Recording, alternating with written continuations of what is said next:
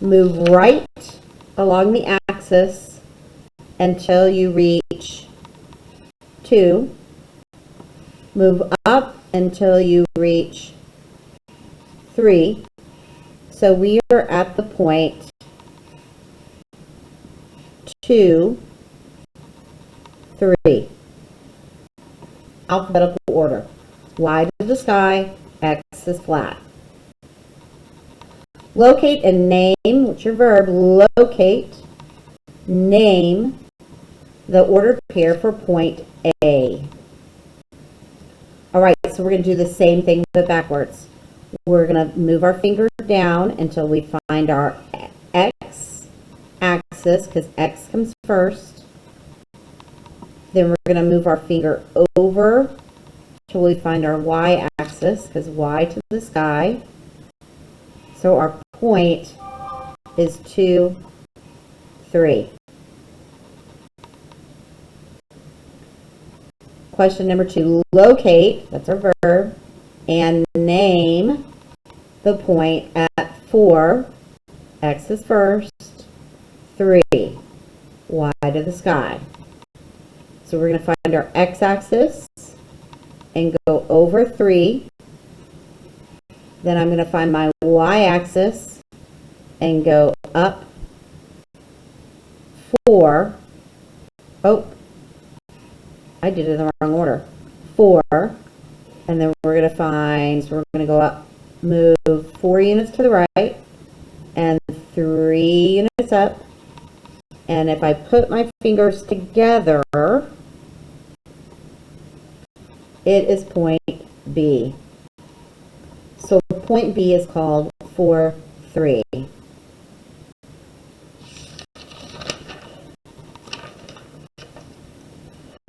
All right, so we are going to do just one of each type. Then I'm going, and let's see what our questions are at the back. Why don't we do, let's do 18 and 20. And then I'm going to leave you to do just 2 practice, 4 and 10. If you've already done these, then you're just going to check them with me. All right, so first off, I'm going to make sure I have my coordinate graph labeled. Remember, this is a quadrant plane, and we're in plane quadrant 1, so we know our numbers are positive and positive. So I'm going to find my X, it's already labeled, and my Y to the sky. I'm going to remind myself that we write our ordered pairs in alphabetical order with parentheses and a comma. So now I'm going to find A, and I'm going to come down to my my X axis, sorry, which is 3. I'm going to go over to my Y axis, which is 4, and I make sure I have a parentheses and a comma. Notice that they label the points with a circle and a capital letter. I don't know who came up with that, but that is the method of how you do it, and it does matter. All right, now we're going to locate and name the point. And the name just means the letter. So I'm going to find X and then Y. So I'm going to find 2, and I'm going to find 2, and I'm going to move my fingers over to where they meet. And where they meet is at point, now it looks like an L maybe. I wrote on it, now I can't read it. L. All right, flip over. If the Y coordinate, which one? The Y coordinate was moved up 2 units, what would the ordered pair of the slide be? Look at all this vocabulary they use. So they want an X, Y pair. We're going to make sure our graph is labeled so we can remember Y to the sky. We're going to find the slide, which is here, and it says to go up 2, which would be here.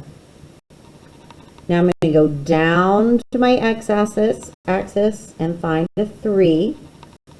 and I'm going to go over to my y-axis and find the 5. My ordered pair is 3, 5. This is the first time I've had a word problem that doesn't need a word, but if you wanted to add one, you could say the ordered pair. All right, suppose 0.65 was moved 3 units left. If you don't already know the trick, if you hold your fingers out, which one makes an L for left? This one. So this is your left side. If you don't already know that trick, you can use that trick. And we're going to go 2 units down, and we need the new ordered pair. So I'm going to first, I have to find 6, 5. So I'm going to find 6, I'm going to find 5, and I'm going to put my fingers together. So there we go right there. Now I'm going to go 3 units left. 1, 2, 3. And I'm going to go 2 units down. 1, 2. And I am at the slide. Write the new ordered pair. So it didn't say it was at the slide. It said to write it as an ordered pair, which means I have to actually write the numbers. So I'm going to go down to my x-axis, 3. I'm going to go over to my y-axis, 3. And then how do I finish it off? Parentheses and a comma. And you can add some words to be extra safe. Oops. All right. So I'm going to ask you, if you haven't already at this time done question 4 and question 10, go ahead and stop and complete question 4 and 10. If you have already done them, you can just keep going. All right, so we're going to find R, which is right here. We're going to go down to our x-axis, over to our y-axis, and we're going to put parentheses and a comma. Number 10. So this is the tricky one right here. You can have a 0. That's the origin. You have to know the axis is at 0. So we're going to start at 0. That's our x. But we're going to go up 3, which would be point H. And remember that it is a capital. All right, so for the rest of lesson 8, you need to complete the questions on page 527 and 528. And then you're going to move to your practice questions with your homework. There's a total of 12 questions. If you need a reminder, which I always say, let's write something out to help you. How do we write our pairs? What's our cue? We say we write them in alphabetical order.